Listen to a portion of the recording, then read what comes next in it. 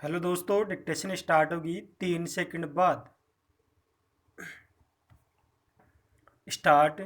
महोदय कोमा, आज की बहस के दौरान मैंने हाल की घटनाओं के प्रति जो चिंता देखी है उससे यह आशंका प्रकट होती है कि यदि पड़ोसी देश द्वारा भारत पर हमला किया गया तो हम उसका मुकाबला करने के लिए तैयार नहीं होंगे। विराम। सीमा पर हाल में हुई घटनाओं की संख्या और खासकर एक बड़े मुल्क द्वारा दी जा रही सैनिक सहायता को देखते हुए निसंदेह यह आशंका सही लगती है। विराम। यह बिल्कुल सही है कि एक बड़े देश से आने वाली सैनिक सहायता से आज भारत की सुरक्षा प्रभावित हुई है और इसलिए हमें इस बात को ध्यान में रखते हुए ही इस स्थिति पर विचार करना है। विराम। मुझसे पहले जो माननीय सदस्य बोले कोमा, उन्होंने आधुनिकतम हथियारों और अच्छे से अच्छा प्रशिक्षण प्राप्त करने के बारे में कहा।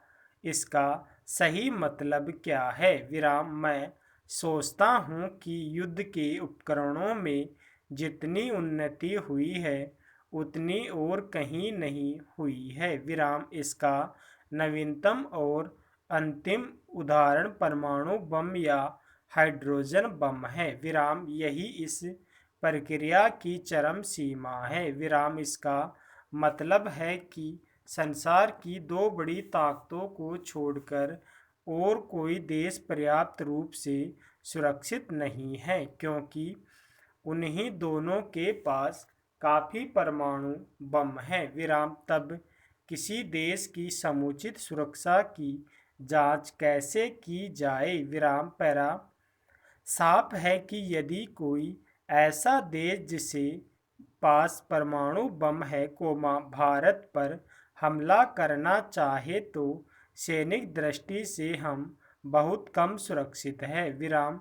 हो सकता है कि एटम बम के इस खतरे का सामना हम अन्य बातों से कर सके, क्योंकि जिस देश में जीवन शक्ति कोमा ताकत और एकता है कोमा, जो देश आत्मसमर्पण नहीं करेगा चाहे कुछ भी हो कोमा, उसे कभी हराया नहीं जा सकता। विराम। इसलिए मैंने प्राय कहा है कि एटम बम का असली जवाब अन्य क्षेत्रों में निहित है। विराम। मैं ऐसा इसलिए कह रहा हूँ क्योंकि अंततः अपनी फौज या फौजी हथियारों का महत्व नहीं है, बल्कि लोगों की एकता की भावना का कोमा।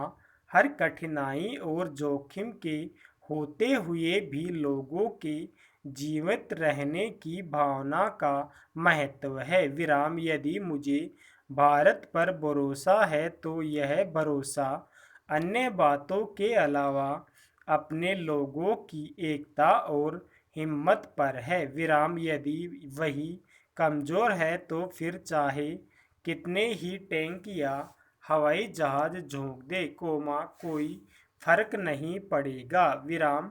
टेक्नोलॉजी में इतनी तेजी से तरक्की हुई है कि अगर दुर्भाग्य से भविष्य में कोई बड़ा युद्ध हो तो शायद युद्ध कला के बारे में पहली लिखी गई हरेक किताब और पिछले युद्धों में इस्तेमाल किया गया हरेक हथियार पुराना लगेगा। विराम।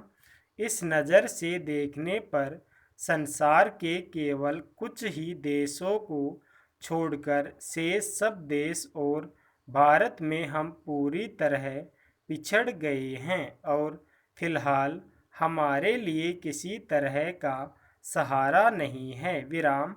सुरक्षा के लिए किसी मुल्क की ताकत किस चीज़ में होती है? विराम।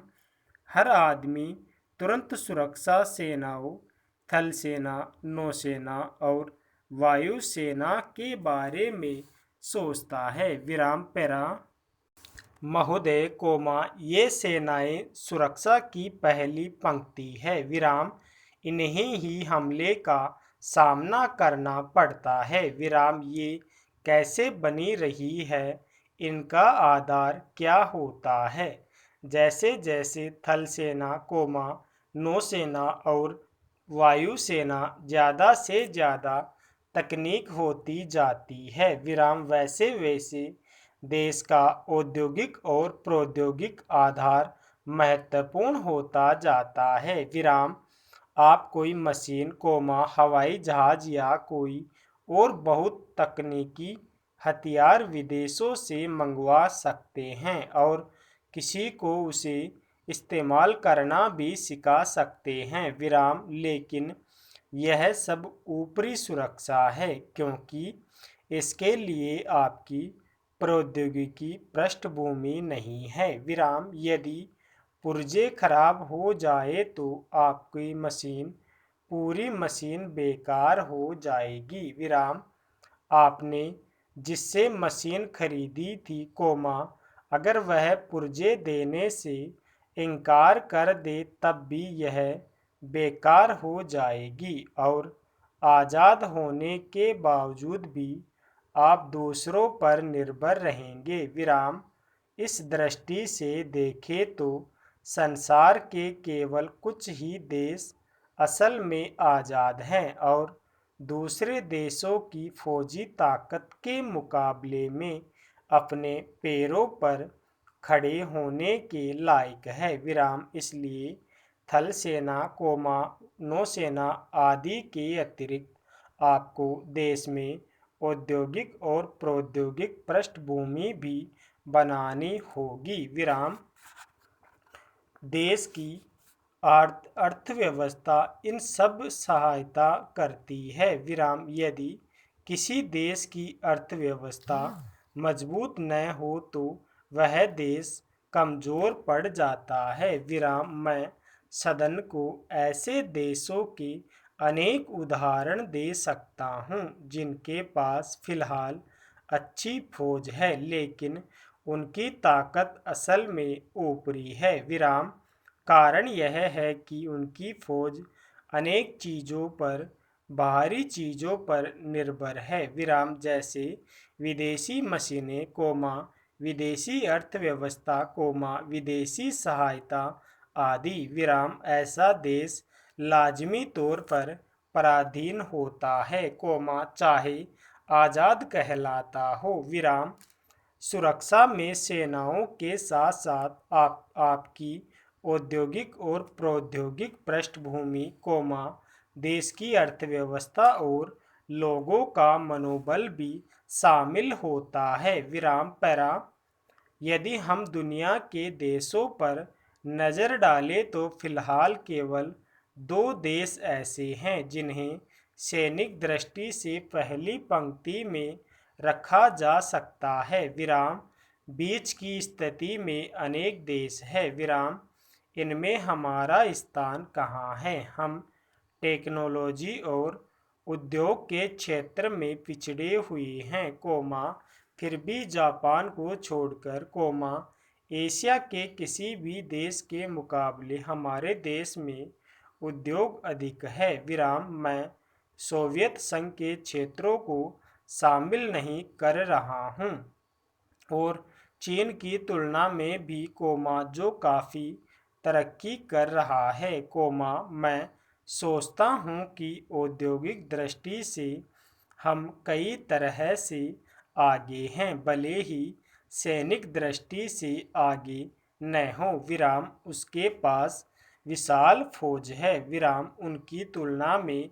हमारी फौज छोटी है। विराम लेकिन मैं औद्योगिक विकास के बारे में बात कर रहा हूँ, विराम अन्य मामलों के बारे में नहीं। विराम इस तरह हम तथाकथित अल्प विकसित देश के वासी हैं, चाहे कुछ मामलों में अधिक उन्नत हो। विराम परमाणु ऊर्जा क्षेत्र में हम शायद दुनिया के आधे दर्जन देशों में हैं। विराम मुझे ठीक ठीक नहीं पता, इसलिए कहना मुश्किल है। स्टॉप।